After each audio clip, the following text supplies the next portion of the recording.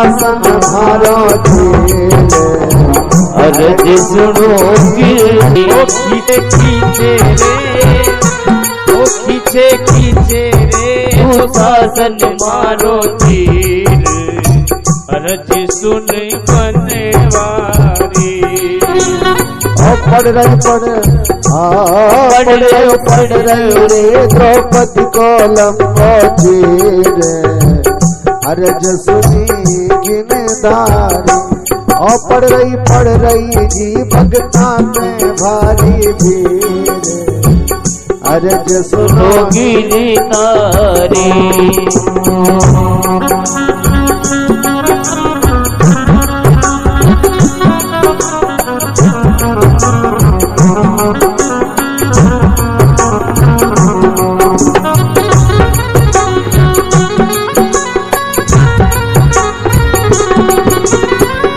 गिरदारी मारा गिरदारी वो गिरदारी मारा गिरदारी पड़ रहो रे भगता पे मारी भीड़ अर्ज सुनो गिरदारी 10,000 गज बल गट्यो रे गट्यो न 10 गज चीरी गज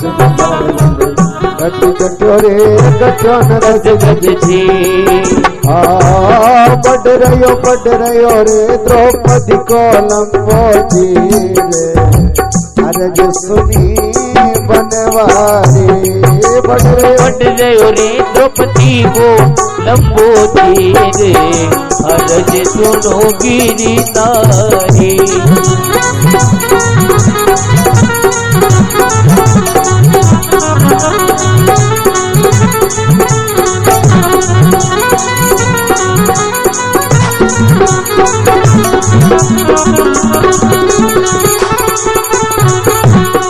अर्ज सुनी बनवारी। बोलो भक्तों भगवान की। द्रौपदी का चीर बढ़ाया 10,000। अब यहाँ प्रसंग में भी शिव पुराण में वर्णन कहते हैं कि 4 वेद 60 शास्त्र में बात मिली है, 2 ही दुख दिया दुख होते सुख दिया सुख हो। ध्यान से ध्यान देना माता बहनों, आपका ही प्रसंग है, बातें मत करो, प्रेम से सुनो। बड़ा दुख का प्रसंग, रक्षा सभी की भगवान ही करते हैं। 10,000 हाथियों के बराबर ताकत थी दुशासन में। अरे जिसके शासन में माता बहनें सुरक्षित नहीं है, कहीं का राजा है, कहीं का राजा।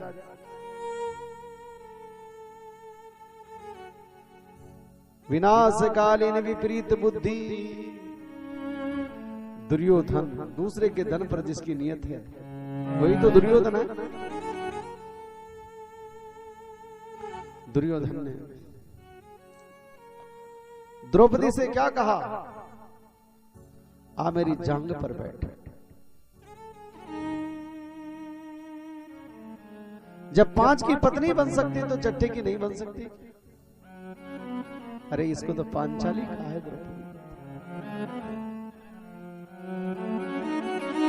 द्रौपदी की आज भगवान ने मान बढ़ाया। द्रौपदी कह रही है, वह दिन याद करो मनमोहन जब अंगुली कटी तिहारी, 16,108 खड़ी थी फाड़ी मैंने साड़ी।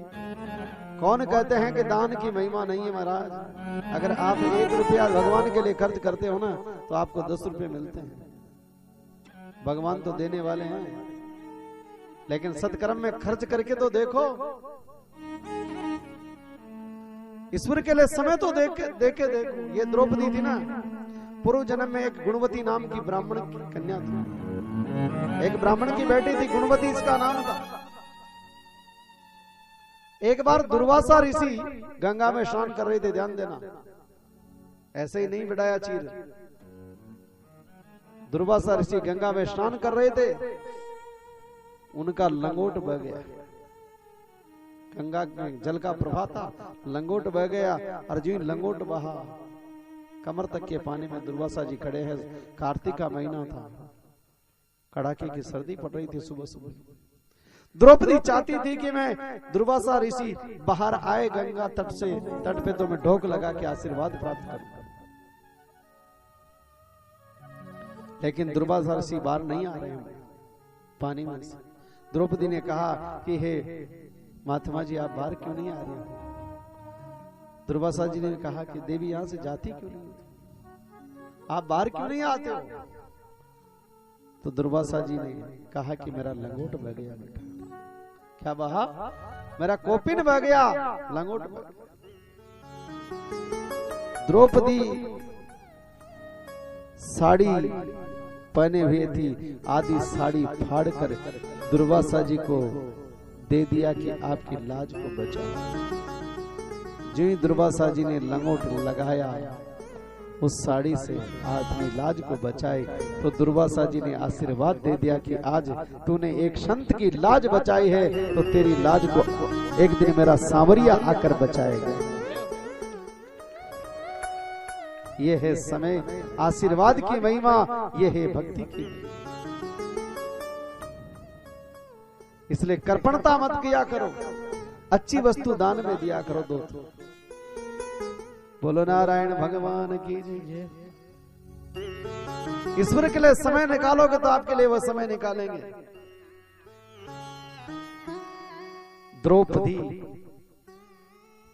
द्रौपदी की लाज बचाई, किसने बचाई? कन्हैया ने बचाई, मेरे गिरधारी ने बचाई। और इन्हीं भगवान ने फिर दुर्योधन को समझाया, संधि दूत बनकर गए, तो भी ये नहीं माना और विदुर जी के यहां पर पहुंच गए। 56 भोग का भोजन बनाया। लेकिन भगवान कहां जीवते हैं? जहां प्रेम हो। दुर्योधन कह रहा है कि पहले भोजन करो फिर बात करेंगे, लेकिन भगवान कहते हैं कि मैं तेरे यहां भोजन भी नहीं करूंगा और तेरे यहां मैं रुकूंगा भी। अरे भोजन करो, 56 भोग बनाए, गुलाब जामुन है, रसगुल्ले हैं, घेवर हैं, मालपुए हैं देसी घी में। भगवान कृष्ण कहते हैं कि न तो मुझे भूख है, दो ही शर्त पे भोजन किया जाता है, या तो अधिक भूख हो और या फिर अधिक प्रेम है। भगवान कहां पहुंच गए? दुर्योधन के मेवा मिष्ठानों को त्याग कर इन्हीं विदुर जी की कथा, इसलिए मैं कथा कर रहा हूं, कल थोड़े छोड़ गया था। तृतीय स्कंद में भी महाभारत की कथा का वर्णन है और द्वितीय प्रथम स्कंद में भी थोड़ी महाभारत की कथा है। महाभारत वैसे 21 दिन में होता है। कल की कथा में महाभारत का वर्णन इसलिए सुनाया क्योंकि परीक्षित की जन्म की कथा में सुननी थी, और आज विदुर जी की कथा हमें सुननी है। ये विदुर यमराज, इसलिए महाभारत की कथा आती है। विदुर जी ने कितना ही समझा। विदुर जी के यहाँ चले गए और विदुर जी ने महाभारत युद्ध में भाग नहीं लिया। इधर रावण ने किसका त्याग किया था?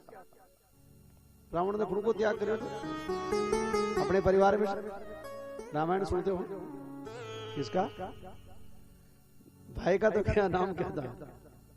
विभीषण।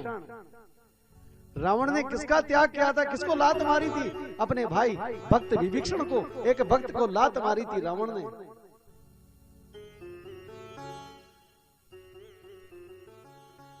और विभीषण किसकी शरण में गया? भगवान राम जी की। कुटम तज शरण राम तोरी आयो। आज कुटुंब को छोड़कर राम जी की शरण में चला गया विभीषण। तो रावण ने विभीषण का त्याग किया तो लंका का विध्वंस हो गया। हुआ कि नहीं हुआ? एक भक्त, आप सोचते हो कि परिवार में अगर कोई भक्त होता है ना तो परिवार का नाम कर देता है। कोई कथा करवाता है तो परिवार में नाम कर देता है। भक्ति की महिमा बहुत निराली। विभीषण का त्याग कर दिया, लंका का विध्वंस हो गया महाराज। इधर विदुर जी को अभी भला बुरा कहा। विदुर जी तीर्थाटन चले गए थे, तीर्थ यात्रा में चले गए, किधर भी नहीं बोले, नहीं समझा। और इन्हीं विदुर जी के यहाँ पर यानी भगवान कृष्ण ने क्या खाए? केले के छिलके खाए। क्या खाए? केले के छिलके। विदुर जी से भी विदुर जी की पत्नी कैसी थी? सुलभा था उसका नाम। कैसी थी विदुर जी की पत्नी? यहाँ पर पति और पत्नी से ही तो गाड़ी चलती है गृहस्थी की। पत्नी का भाव और ज्यादा है। भगवान कृष्ण ने आवाज लगाई है जाकर, दरवाजा खोलो। तो कुटिया थी, दरवाजा खोला और एक मेरे कन्हैया आए हैं, स्नान कर रही थी, भूल गई, कपड़े वपड़े नहीं पहने, और पलंग था ना, पलंग भी उल्टो बचा दी, पगासू न बचा, उल्टो बचा। लेकिन भगवान तो उस पर भी बैठ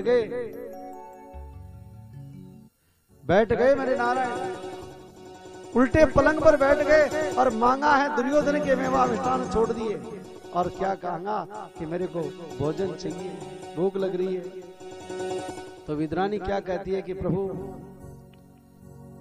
वीर पशी को व्रत सांवरा, ये भाई व्रत कहां से करते हैं? यहीं से तो करते हैं, करते ना भाई व्रत, वीर पशी को व्रत, ये वीर भाई व्रत यहीं से चला। बोलो नारायण भगवान की।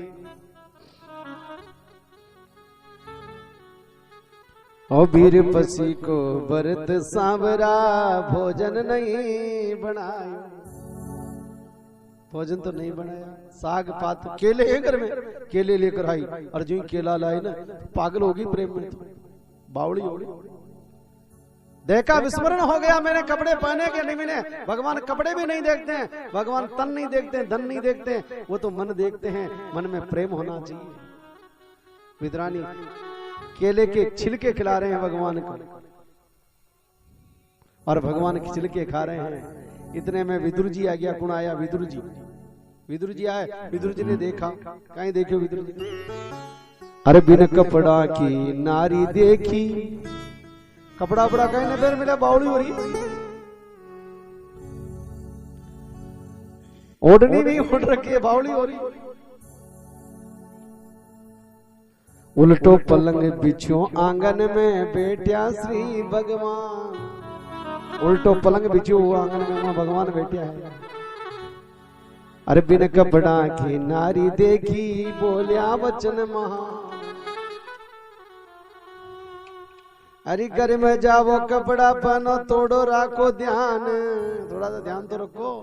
तो विद्रोणी बावड़ी, और मेरे कपड़े नहीं पहने, दौड़ कर गई, और विदुर जी ने जीवटी केला का ग्रो कर मिलो ना विद्रोणी ने, और छिलका खा रहे भगवान, तो केला को गुरु भगवान का मुख में दो ना, तो भगवान ने क्या कहा? केला को गुरु मुख में दीनो, लागो जहर समान, जो स्वाद छिलकों में था जी, वह गुर में नाई। ए जी में जी भगता के भगवान, वारी जाऊं चरणा, जी में भगता रे भगवान, वारी जाऊं चरणा पे। अरे मारे भलाई पधारिया हे दीनानाथ, वारी जाऊं चरणा पे। जी मारे भलाई पधारा गगश्याम, वारी जाऊं चरणा।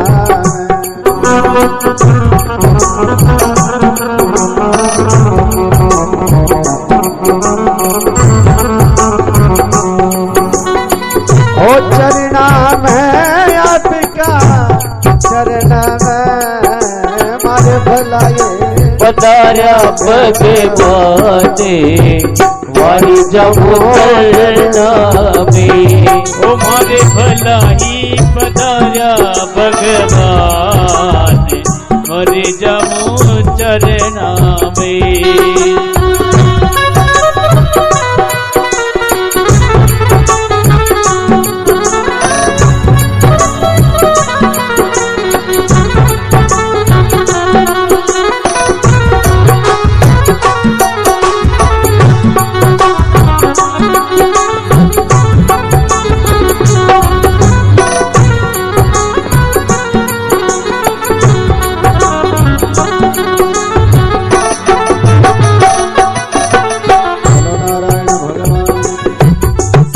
दीप नो खंड में जो लगे जुनार, एक शबरी दूजो विदुर घर त्रपत भयो दो बार। किसी के यहाँ भगवान ने पंगत में बैठकर नहीं जीमा, लेकिन सबरी के यहाँ पर और विद्वानी के यहाँ पर केले के छिलके खाए। सबरी के यहाँ पर,